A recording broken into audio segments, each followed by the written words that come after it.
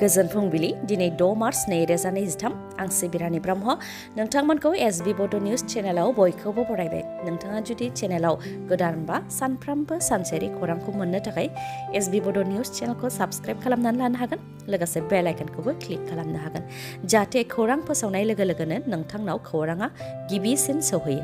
आसा खालामो नोंथाङा खौरांखौ मोजां मोनगोन आरो खौरांखौ जोबजासे खोनासंगोन होननानैबो आसा खालामनाय थाबाय। दानिया नोंथाङा खौरांखौ खोनासंलांदो। क'क्राझार जिल्लायाव मैदेरनि गाग्लोबनायजों सानै सुबुंनि जिउ खहा जानाय सुबुंनि मुङा राणा बसुमतारी आरो टिकाराम राय। राणा बसुमतारीया झारबारि ओनसोलनि सुदेमगुरि गामिनि थागिबिमोन। रिपर्टनि बायदिब्ला बेलासे समाव झारबारि अरनबारिनिफ्राय बन लानानै न' फारसे फैबाय थानाय समावनो हाग्रानि मैदेरा बिथांनि सायाव गाग्लोबदों, जायजों बिथाङा जिउ खोमानो गोनां जादों। गुबुन मोनसे जाथाया उल्टापानि लाबायनाफोर VCDCनि सिङाव जादों। टिकाराम रायआ गावनि न' फारसे थांबाय थानाय समावनो लामा गेजेराव मैदेरजों मोगा-मोगि जादों, जेराव बिथांनि सायाव मैदेरा गाग्लोबदों आरो बिथाङा जायगायावनो जिउ खोमानो गोनां जादों। बे खेबाव BPFनि MCLA देरहासातनि मुङाव थानाय मोनथाम जायगायाव थानाय साहा आबादखौ एरखुनो थांगासिनो दं UPPL सोरखारा। रायखांनो गोनांदि UPPL सोरखारा बिटिआर ओनसोलाव मोनसेनि उनाव मोनसे होस्रांनाय हाबाफारि लादों। बे खेबाव MCLA देरहासात बसुमतारीनि मुङाव थानाय मोनथाम जायगानि साहा बागानखौ एरखुनो थांगासिनो दं होननानै फोरमायथिदों रन्जित बसुमतारीया। मख'नो गोनांदि रन्जित बसुमतारीया सलार फेन्सिं बेखेवदों।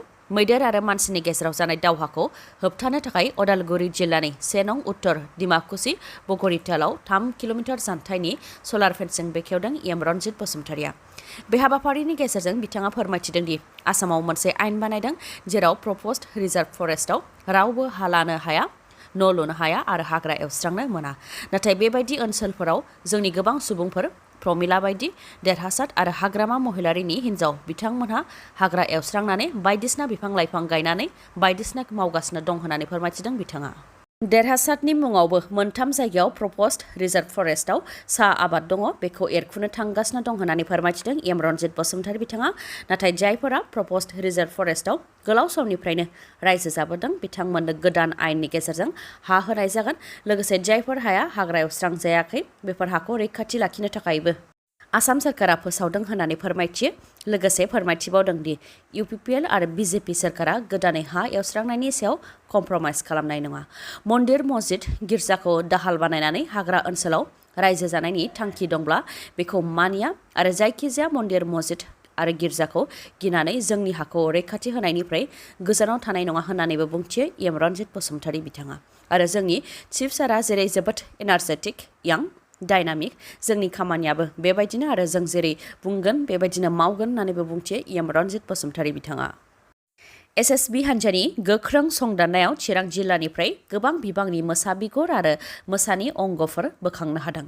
सप्तासे सिगां मानास माहारियारि हाग्रामायाव मैहुर खालामनायनि खौरां मोननानै 15 नं बेटेलियन SSBआ चिरां जिल्लानि बिजनी फानबारि खैरोगुरि गामियाव अनसुमा खेरखातारिनि न'आव सिग्रोमदोंमोन, जेराव अनसुमा खेरखातारिनि न'निफ्राय गोबां मोसानि बिगुरजों लोगोसे मोसानि अंगफोर हमनो मोन्दों। बे दाव अनसुमा खेरखातारिखौ SSBआ हमदों, बेनि उनाव हाग्रा बिफाननो गथायनानै हरदों। हमजानाय अनसुमा खेरखातारिया फोरमायथिनाय बायदिब्ला मानास माहारियारि हाग्रामायाव सिखार खालामनायाव गावजों लोगोसे आरो गुबुन सानै दंदेरबावो, गासै 3 होननानै फोरमायथिदों।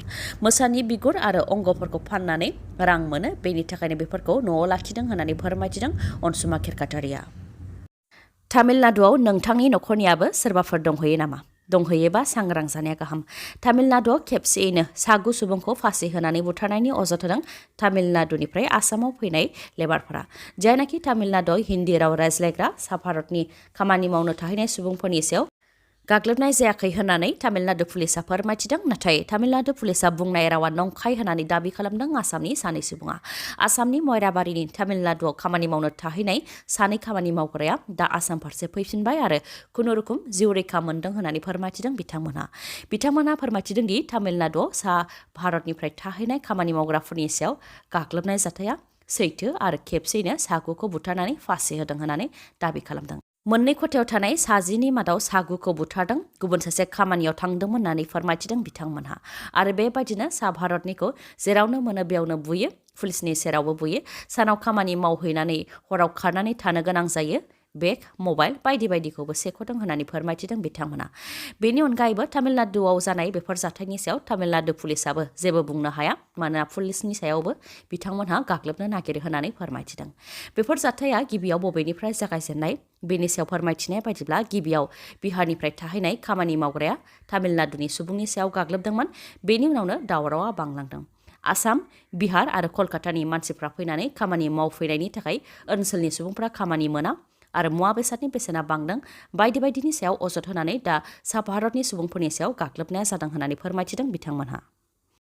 क'क्राझारनि बड'फा नोगोराव थानाय ग्रिनफिल्डआव 3, 4 आरो 5 मार्च सानथामनि हाबाफारिजों खुंनाय बिराद बाथौ आर'ज आरो खेराइ फोरबोआ मैया थुंगेबाय।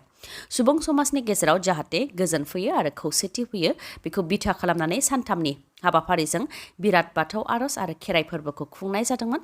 थारैनो बेबायदि जानायखौबो नुनो मोननाय जादों बिराद बाथौ आर'ज आरो खेराइ फोरबोआव। बे फोरबोआव गुबुन गुबुन राजखान्थि हान्जानि दैदेनगिरिफ्रा नुजाथिहैदों आरो बिथांमोनहा राजखान्थिनि खोथाखौ बावगारनानै ज'यै मिनि खुसि सावरायलायनाय बेबायदि नुथायखौबो नुनो मोननाय जादों। बर'नि गेदेर दैदेनगिरि प्रमद बर' आरो खाम्फा बरगयारी बिथांमोनहाबो बाहागो लाहैदों बाथौ आर'ज आरो खेराइ फोरबोआव, जेराव बिथांमोनहाबो राजखान्थिनि खोथाखौ बावगारनानै ज'यै सावरायलायदों, जायखौ नुनानै बर' रायजो राजाफ्रा गोबां गोजोननाय फोरमायथिदों। बाथौ आर'ज आरो खेराइ फोरबोआव बाहागो लानानै खाम्फा बरगयारी बिथाङा फोरमायथिदों दि बर' हारिया रोजा रोजा बोसोर सिगांनिफ्रायनो बाथौखौ सिबिदों।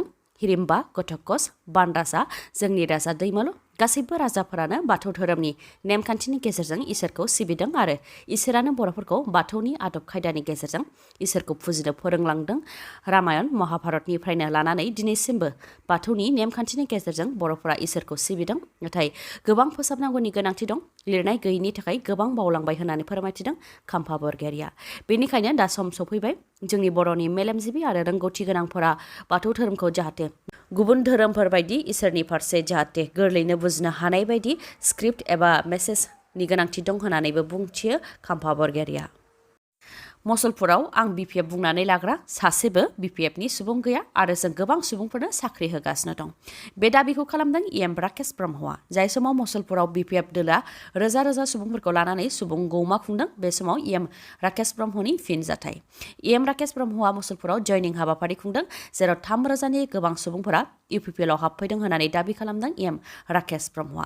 बिथाङा फोरमायथिदों दि 3,000नि गोबां सुबुंफोरा खेबसेयैनो इउपिपिएल दोलाव हाबफैदों आरो बिटिआरआव बेनिख्रुइ देरसिन जयनिं हाबाफारि जायाखै होननानै बुंथिदों बिथाङा।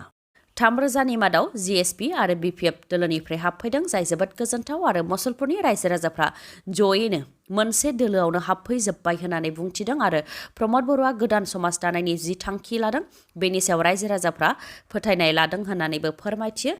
बेनि अनगायैबो साख्रि होनायनि बेलायाव राकेश ब्रह्म बिथाङा फोरमायथिदि गोबांनो साख्रि होदों आरो बिटिसिआव 3rd आरो 4th ग्रेड आरो हाग्रा बिफानाव साख्रि होनो थांगासिनो दं। बे सैथो आरो जोंहा थगायनांगौनि सम फैयाखै होननानैबो बुंथियो एम राकेश ब्रह्मआ।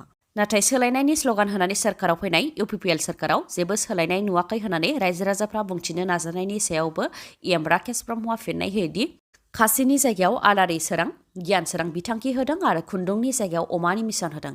दा मानसिफ्रा गिला, बेनो देरसिन सोलायनाय आरो बेनिख्रुइ देरसिन बिटिआर ओनसोलाव सोलायनाय जानो हाया होननानैबो रोखायै बुंथियो एम राकेश ब्रह्मआ। बेराफारसेथिं एम राकेश ब्रह्मआ गावनि बिबुंथिजों गावखौनो सिनायथि होदों आरो बिथांनि बुंनायफोरा ओंथि गैया होननानै बुंथिदों एमसिएलए प्रेस मुसाहारिया। बे समाव मसलपुराव इउपिपिएलल' दङ, बिपिएफआ 0 होननानै बुंथिनायनि सायाव प्रेस मुसाहारिनि फिननाय। बिथाङा बुंथिदों दि बेबायदि बुंनानै एम राकेशआ गावनि सिनायथिखौ होदों। बिथांनि बुंनायफोरा ओंथि गैया आरो बिथांनि बुंनायनि सायाव जुक्तिजों फिननाय होयोबा गावखौनो जाम्बानि सिनायथि होनाय बायदिसो जागोन होननानैबो बुंथियो प्रेस मुसाहारिया। बेनि अनगायैबो राकेश ब्रह्मआ बिपिएफखौ गाहाय थाखोआव दोननानै खोथाखौ बुङो, नाथाय गावखौसो गाहाय थाखोआव दोननाय जायो होननानै बुंथियो। लोगोसे सोरखारा मोजां मोजां खामानि मावदों होननानै बुंथियो, नाथाय बेनि जेबो फोरमान गैया, जायनि थाखाय बिथांमोननि सायाव फोथायनाय गैला, मानोना बिथांमोननि बुंनाय रावफोरा मोगथाङाव मोनसेबो गोरोबा होननानै बुंथियो प्रेस मुसाहारिया। बेनि अनगायैबो 2022-23नि बाजेटखौबो बाहायजोबनो हायाखै सोरखारा, मानोना जौगानायनि खामानिखौ मावनो हायाखै। खामानि मावनायमोनबा रांखौ बाहायजोबनो हागौमोन होननानै बुंथियो आरो बिथांमोननि सोरखारा गोहो गैयैनि थाखायनो खामानिफोरखौ मावनो हायाखै होननानैबो बुंथियो एमसिएलए प्रेस मुसाहारिया। गुवाहाटी इउनिटनि बिजेपिनि गाहाय नेहाथारिखौ गाज्रि बुनायनि दायाव कटन इउनिभार्सिटिनि 3 फरायसाफोरखौ गुवाहाटी पुलिसा हमदों। हमजानाय 3नि मुङा मृगानका काश्यप, ऋषिकेश दास आरो मौसम महन्त। मख'नो गोनांदि गुवाहाटी इउनिटनि बिजेपिनि गाहाय नेहाथारि विजय पाठकनि सायाव गाग्लोबदोंमोन सा 30 सुबुंफोरा।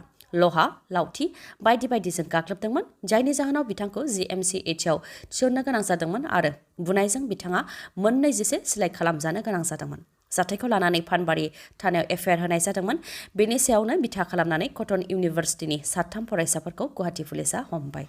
रिपर्टनि बायदिब्ला विजय पाठक बिथाङा गावनि गारिजों गुवाहाटी रेलवे स्टेशननि साखाथियाव थानाय रिजार्भ बेंक अफ इन्डियानि साखाथियाव साहा लोंनो थाखाय फैदोंमोन। बेयावनो मटर साइकेलजों फैनाय 3 सुबुङा विजय पाठकनि गारियाव सौख्रांफैदों। बेनि उनावनो गिबियाव बिथांमोननि गेजेराव दान्थे बिदान्थे जाग्रोदोंमोन। उनाव फनजों गोबां सुबुंफोर लेंहरनानै गासै सा 30 सुबुंफोरा विजय पाठकनि सायाव गाग्लोबदों, जायजों बिथाङा मोननै जिसे सिलाइ खालामजानो गोनां जादों होननानै फोरमायथिदों।